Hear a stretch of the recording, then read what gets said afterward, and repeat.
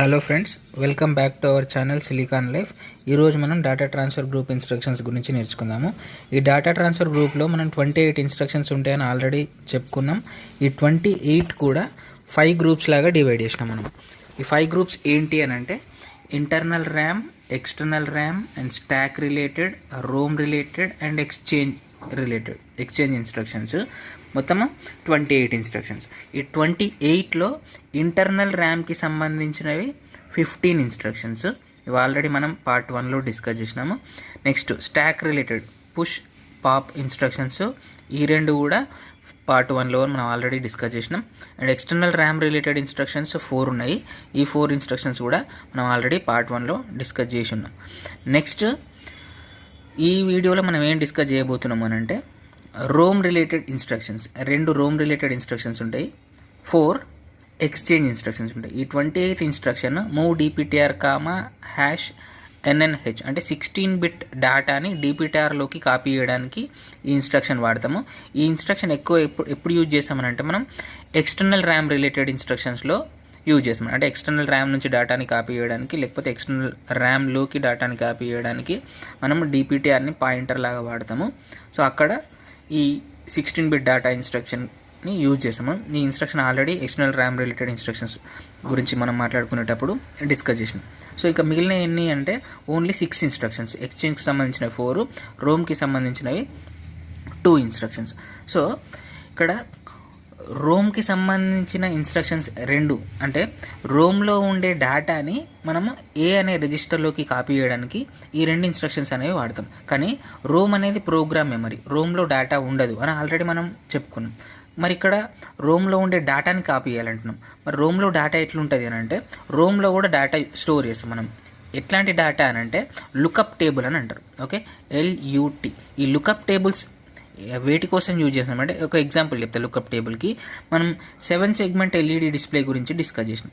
ఈ 7 segment LED display అనేది ఒక డిజిట్, ఫర్ ఎగ్జాంపుల్ 0 అనేది డిస్ప్లే చేయాలి అని అంటే 0కి సంబంధించిన హెక్సాడెసిమల్ కోడ్ అనేది ఉంటుంది.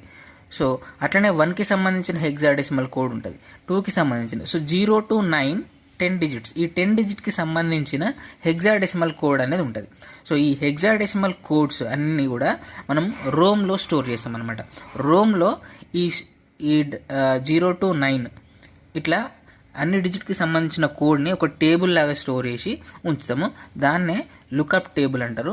ఇంకా చాలా లుకప్ టేబుల్స్ ఉంటాయి. ఈ లుకప్ టేబుల్స్ అన్నీ కూడా మనము రోమ్లోనే ఉంచుతాం. ఇవన్నీ కూడా డేటా. సో ఈ డేటాని యాక్సెస్ చేయడానికి మనము ఈ రోమ్ రిలేటెడ్ ఇన్స్ట్రక్షన్స్ అనేవి వాడతాం అనమాట. సో ఈ రోమ్ రిలేటెడ్ ఇన్స్ట్రక్షన్స్ యూజ్ చేసేటప్పుడు మూవ్ C అనే యాప్ కోడ్ వాడతాం మనము ఎక్స్టర్నల్ ర్యామ్కి MoveX, ఇంటర్నల్ ర్యామ్కి ఏమో మూవ్ అని వాడుతున్నాం యాప్ కోడ్. కానీ ఇక్కడ మూవ్ C అనే కోడ్ వాడతాం అనమాట. మూవ్ C అంటే ఏంటిదనంటే రోమ్లో ఉండే డేటాని మనము కాపీ చేస్తున్నాం అన్నట్టు. ఓకే, రోమ్లో ఉండే డేటాని తీసుకోవడానికి అంటే రోమ్ని యాక్సెస్ చేయడానికి మూవ్ C అనే యాప్ కోడ్ని వాడతాం మనం. ఓకే, మళ్ళీ మనకి రోమ్ కూడా 2 టైప్స్ ఉంటుంది, internal Rome, external Rome. Okay, internal Rome అనేది జస్ట్ 4K ఉంటుంది, ఇది 64K ఉంటుంది. అయితే CA@A+DPTR. ఓకే, నేను ఇందాక చెప్పిన లుకప్ టేబుల్స్ అని ఉంటాయని. సో ఇవి లుకప్ టేబుల్ అనుకోండి. ఈ లుకప్ టేబుల్లో బేస్ అడ్రస్ అనేది ఉంటుంది. ఫర్ ఎగ్జాంపుల్ లుకప్ టేబుల్ ఎక్కడ స్టార్ట్ అయిందో అది base address. For example lookup table అనేది 2000H దగ్గర స్టార్ట్ అయింది అనుకోండి. సో ఇది బేస్ అడ్రస్. ఇండెక్స్ అడ్రస్ అంటే ఏంటిది అంటే మనం ఏలో ఇస్తాం. అది ఆ ఇండెక్స్ అడ్రస్ని A=0 అని ఇస్తాను నేను. ఓకే, ఇది ఇండెక్స్ అడ్రస్, ఇది బేస్ అడ్రస్ అనమాట, ఇండెక్స్ బేస్. ఓకే, సో ఈ అడ్రసింగ్ మోడ్ని ఏమంటారంటే indexed addressing mode.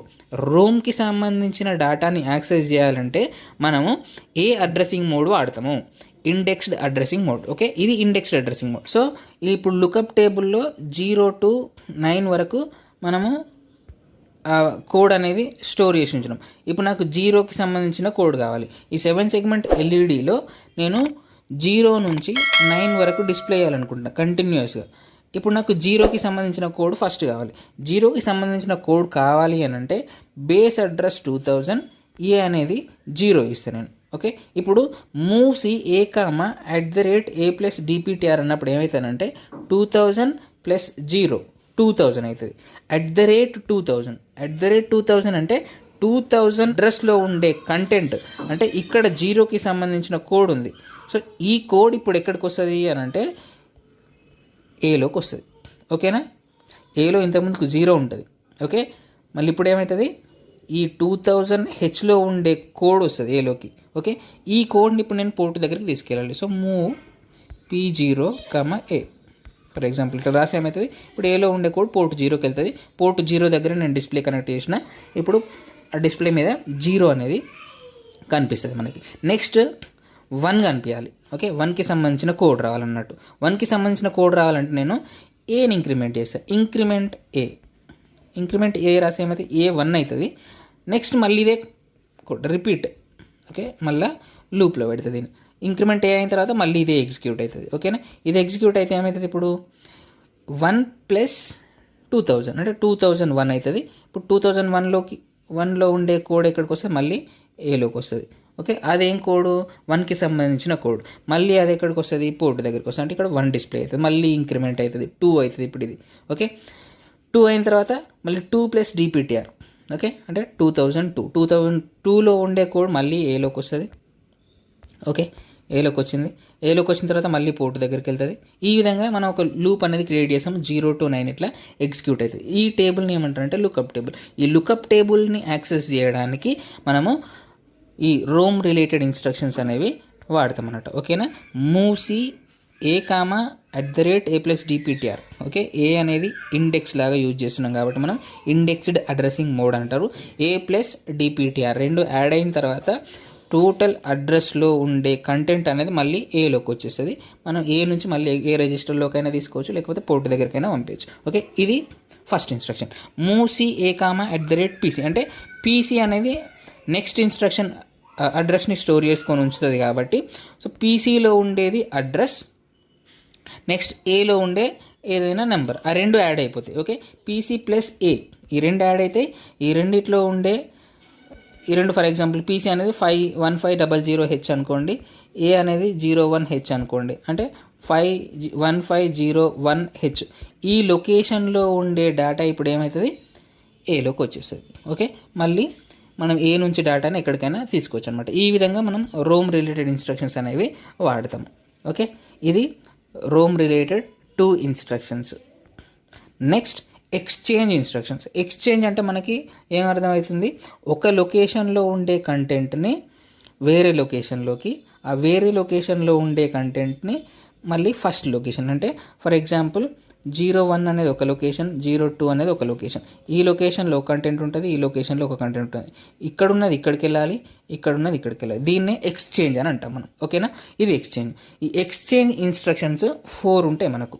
Okay, first instruction ఏంటి దాంట్లో అని అంటే XCH A, RR అంటే ఎనీ ర్యామ్ రిజిస్టర్ R0 నుంచి R7 వరకు మనం ఏ రిజిస్టర్ అయినా వాడవచ్చు ఇక్కడ. So A, RR for example నేను R5 అనే రిజిస్టర్ని వాడుతున్నా. A, R5 అంటే R5లో ఉండే కంటెంట్స్ ఏమో ఏలోకి రావాలి, ఏలో ఉండే కంటెంట్స్ ఏమో R5లోకి రావాలి. ఇది ఎక్స్చేంజ్ ఇన్స్ట్రక్షన్ అనమాట. ఓకే, ఎక్స్చేంజ్ A, RR అంటే ఇది. ఓకే, ఫర్ ఎగ్జాంపుల్ ఏలో 23 ఉందనుకోండి, R5లో 57 ఉందనుకోండి. ఓకే, నేను ఎక్స్చేంజ్ A, R5 అనే ఇన్స్ట్రక్షన్ రాసినప్పుడు ఏమవుతుందంటే ఏలోకి ఏమొస్తుంది 57 వస్తుంది, R5లోకి ఏమొస్తుంది 23 వస్తుంది. అంటే ఇక్కడున్న డేటా ఏలోకి వెళ్ళింది, ఏలో ఉండే డేటా R5లోకి వచ్చింది. అవునా, సో ఈ విధంగా ఎక్స్చేంజ్ ఆపరేషన్ అనేది జరుగుతుంది అనమాట. ఈ ఎక్స్చేంజ్ ఆపరేషన్ అనేది జరగడానికి ఒక టెంపరరీ రిజిస్టర్ని వాడతాం. ఓకే, ఈ టెంపరరీ రిజిస్టర్ లేకుండా డేటా ట్రాన్స్ఫర్ అనేది జరగదు. ఎందుకు జరగదో నేను ఒకసారి ఎక్స్ప్లెయిన్ చేస్తాను చూడండి. For example XCH A, R5 అని రాసిన నేను. ఇప్పుడు R5లో ఉండే డేటా అనేది ఏలోకి రావాలి. ఏలో ప్రీవియస్గా ఒక డేటా ఉంటుంది. ఓకేనా, ఇప్పుడు R5లో ఉండే డేటా అనేది ఏలోకి వచ్చినప్పుడు ఏలో ఉండే డేటా ఏమైపోతుంది, ఎరేజ్ అయిపోతుంది. ఎందుకంటే R5లో ఉండే డేటా ఇక్కడికి వచ్చింది. ఓకేనా, అంటే ఏలో ఉండే డేటా అనేది వెళ్ళిపోయింది. ఇప్పుడు ఏలో ఉండే డేటా అనేది ఇక్కడికి రావాలంటే ఏలో ఉండే డేటా అసలు లేదు. అవునా కదా? ఎందుకనంటే R5లో ఉండే డేటా ఇక్కడికి వచ్చిందనంటే ఇప్పుడు ఇక్కడ ఏలో ఏముంటుంది, R5లో ఉండే డేటా ఉంటుంది కానీ ప్రీవియస్ డేటా అనేది హోల్డ్ చేసుకోవడానికి దానికి స్పేస్ లేదు. కాబట్టి మనం ఏం చేస్తామంటే ఒక టెంపరీ రిజిస్టర్ని యూజ్ చేస్తాం. ఇప్పుడు ఈ టెంపరీ రిజిస్టర్ ఏం చేస్తుంది అని అంటే ఎప్పుడైతే ఎక్స్చేంజ్ ఇన్స్ట్రక్షన్ అనేది రాసామో మనము ఫస్ట్ ఏలో ఉండే డేటాని ఇది ఏం చేస్తుంది అంటే టెంపరీ రిజిస్టర్లోకి కాపీ చేస్తుంది. ఓకే, ఏలో ఉండే డేటా టెంపరీ రిజిస్టర్లోకి వెళ్తుంది. టెంపరీ రిజిస్టర్లోకి వెళ్ళిన తర్వాత R5లో ఉండే డేటా ఏలోకి వస్తుంది. ఓకే, ఇప్పుడు R5లో ఉండేది ఏలోకి వచ్చింది. ఇప్పుడు ఏలో ఉండేది R5లోకి రావాలి. ఏలో ఉండేది ఏంటి అంటే అది టెంపరీ రిజిస్టర్లో ఉంది. ఇప్పుడు టెంపరీ రిజిస్టర్ నుంచి డేటా అనేది R5లోకి వస్తుంది అనమాట. టెంపరీ రిజిస్టర్ అనేది లేకపోతే ఏదో ఒక డేటాని మనం లాస్ అయిపోతాం. ఓకేనా, ఏలో ఉండేది R5లోకి వెళ్ళింది అనుకోండి, ఫస్ట్ R5లో ఉండేది ఎగిరిపోతుంది. లేదా R5లో ఉండేది ఏలోకి వచ్చిందనుకో, ఏలోది ఎగిరిపోతుంది. కాబట్టి ఇది జరగకుండడానికి ఏం చేస్తామంటే టెంపరీ రిజిస్టర్ని వాడతాము. టెంపరీ రిజిస్టర్లో ఫస్ట్ ఒక లొకేషన్లోని డేటా, ఏలోని డేటాని ఫస్ట్ టెంపరీ రిజిస్టర్లో స్టోర్ చేస్తాము. తర్వాత R5లోది ఏలోకి, టెంపరీ రిజిస్టర్లోది R5కి. ఈ విధంగా ఎక్స్చేంజ్ ఆపరేషన్ అనేది జరుగుతుంది అనమాట. ఎక్స్చేంజ్ ఆపరేషన్ జరగాలంటే ఖచ్చితంగా టెంపరీ రిజిస్టర్ని వాడాలి. ఓకేనా, ఇది టెంపరీ రిజిస్టర్ యొక్క సిగ్నిఫికెన్స్. నెక్స్ట్ ఇన్స్ట్రక్షన్ ఎక్స్చేంజ్ ఏ కామా అడ్రస్. XCH ఏ కామా అడ్రస్. అడ్రస్ అంటే ఏదో ఒక అడ్రస్ 25H అనేది, #25 కాదు, జస్ట్ 25 హ్యాష్ ఉంటుంది, మళ్ళీ డాటా అవుతుంది. ఓకేనా, సో 25H. 25H అంటే ఇంటర్నల్ ర్యామ్లో 25H అనే లొకేషన్ ఉంటుంది. ఓకే, ఇది 25H అనే లొకేషన్ అనుకోండి. ఈ 25Hలోని కంటెంట్స్ ఏలోకి, ఏలోని కంటెంట్స్ 25Hలోకి రావాలి. మధ్యలో మళ్ళీ టెంపరీ రిజిస్టర్ కూడా ఉంటుంది. ఓకేనా, సో ఈ విధంగా జరిగేదానికి ఏం చేస్తామనంటే మనము ఎక్స్చేంజ్ ఏ కామా 25H. ఓకేనా, ఏ కామా అడ్రస్, ఒక అడ్రస్లో ఇంటర్నల్ ర్యామ్ అడ్రస్లో ఉండే డేటాని ఏలోకి, ఏలోని డేటాని ఇంటర్నల్ ర్యామ్ అడ్రస్ లొకేషన్లోకి కాపీ చేయడానికి ఎక్స్చేంజ్ ఏ కామా 25 అనే ఇన్స్ట్రక్షన్ని వాడతాం అనమాట. ఓకేనా, ఇది నెక్స్ట్ ఎక్స్చేంజ్ ఏ కామా @RP. XCH ఏ కామా @RP. ఆర్పీ అనేది ఏంటిది, రిజిస్టర్ పాయింటర్. ఇప్పుడు ఆర్పీలో ఉండే కంటెంట్ ఏదైతే ఉంటుందో అది అడ్రస్ అవుతుంది. ఫర్ ఎగ్జాంపుల్ RP = 25 అనుకోండి. 25 అనే లొకేషన్, ఓకే, ఇంటర్నల్ ర్యామ్లో మనకు 25 అనే లొకేషన్ ఉంటుంది. ఆ 25 అనే లొకేషన్లో ఉండే కంటెంట్ ఏలోకి వస్తుంది. ఏలో ఉండే కంటెంట్ ఈ రిజిస్టర్ ఏదైతే అడ్రస్ని పాయింట్ చేస్తుందో ఆ లొకేషన్లోకి వస్తాం. ఇది ఇండైరెక్ట్ అడ్రసింగ్ మోడ్. ఓకేనా, ఇది రిజిస్టర్ అడ్రసింగ్ మోడ్, ఇది డైరెక్ట్ అడ్రసింగ్ మోడ్, ఇది ఇండైరెక్ట్ అడ్రసింగ్ మోడ్. ఎక్స్చేంజ్లో 3 అడ్రసింగ్ మోడ్స్ ఉన్నాయి. నెక్స్ట్ 4th వన్ కూడా ఇండైరెక్ట్ అడ్రసింగ్ మోడ్. ఇక్కడ చూడండి ఒకసారి, A comma @RP, A comma @RP. రెండిట్లో కూడా మనకు ఏ కామా @RPనే ఉన్నాయి ఆపరెంట్స్, కానీ ఆప్ కోడ్ డిఫరెన్స్ ఉంది చూడండి. ఆప్ కోడ్ ఫస్ట్ దానికేమో XCH ఉంది, సెకండ్ XCHD ఉంది. ఓకేనా, XCH అంటే ఎక్స్చేంజ్, టోటల్ కంటెంట్స్ @RPలో ఉండేవి, ఏలో ఉండేవి. ఏలో ఉండే పూర్తి డేటా అనేది @RPలోకి వస్తుంది. @RPలో ఉండే మొత్తం డేటా ఏలోకి వస్తుంది. ఇది ఎక్స్చేంజ్. కానీ ఎక్స్చేంజ్ డి అంటే అట్లా కాదు, ఎక్స్చేంజ్ డిజిట్. ఇది XCHD అంటే ఎక్స్చేంజ్ డిజిట్. ఒక డిజిట్ మాత్రమే ఎక్స్చేంజ్ అవుతుంది. ఓన్లీ ఒక డిజిట్ని ఎక్స్చేంజ్ చేయడానికి వాడే instruction exchange D. For example A = 37 @RP అంటే R0 అనుకోండి. R0 = 48. ఓకేనా, అంటే ఏలో 37 ఉంది @R0. ఓకేనా, ఈ @R0లో 48 అనే నెంబర్ ఉంది. ఫస్ట్ది XCH అని రాసినాం అనుకోండి, ఏమవుతుంది అంటే A = 48 అవుతుంది, @R0 = 37 అవుతుంది. ఓకేనా, ఎక్స్చేంజ్ రాస్తే. అదే XCHD రాస్తే ఏమవుతుంది చూడండి, XCHD ఇది రాసినప్పుడు ఏమవుతుందంటే A = హయ్యర్ నిబుల్ ఏం చేంజ్ కాదు, A = 3నే ఉంటుంది. ఇక్కడ @R0 కూడా హయ్యర్ నిబుల్ ఏం చేంజ్ కాదు, 4 అట్లనే ఉంటుంది. ఓకేనా, దీంట్లో 3 ఉంది, దీంట్లో 3 ఉంది, దీంట్లో 4 ఉంది, దీంట్లో 4 ఉంది. హయ్యర్ నిబుల్స్ చేంజ్ కావాలి, ఓన్లీ లోవర్ నిబుల్స్ ఎక్స్చేంజ్ అవుతాయి.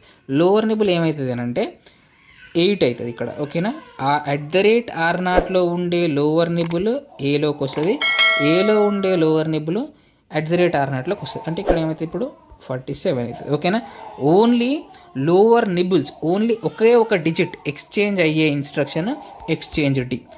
ఓన్లీ లోవర్ నిబులే ఎక్స్చేంజ్ కావాలంటే మనం ఏం వాడతామనంటే ఎక్స్చేంజ్ డి అనే ఇన్స్ట్రక్షన్ని యూజ్ చేస్తాము. మొత్తం డేటా ఎక్స్చేంజ్ కావాలి అని అంటే ఎక్స్చేంజ్ అనే ఇన్స్ట్రక్షన్, ఎక్స్చేంజ్ a,@rp అనే ఇన్స్ట్రక్షన్ని వాడతాం అన్నమాట. ఓకేనా, ఇది ఎక్స్చేంజ్ అండ్ ఎక్స్చేంజ్ డీకి ఉండే డిఫరెన్స్. ఈ డేటా ట్రాన్స్ఫర్ గ్రూప్లో ఉండే 28 ఇన్స్ట్రక్షన్స్ కూడా మీకు క్లియర్గా అర్థమైందని అనుకుంటున్నా. మీకు అర్థం కాకపోతే కింద కామెంట్ చేయండి, అర్థమైతే మాత్రం ఖచ్చితంగా సబ్స్క్రైబ్ చేయడం మర్చిపోవద్దు. ప్లీజ్ సపోర్ట్ చేయండి, సబ్స్క్రైబ్ చేసుకోండి, మీ ఫ్రెండ్స్ కూడా షేర్ చేయండి, సబ్స్క్రైబ్ చేసుకోమని చెప్పండి, ఒక హెల్ప్ చేయండి.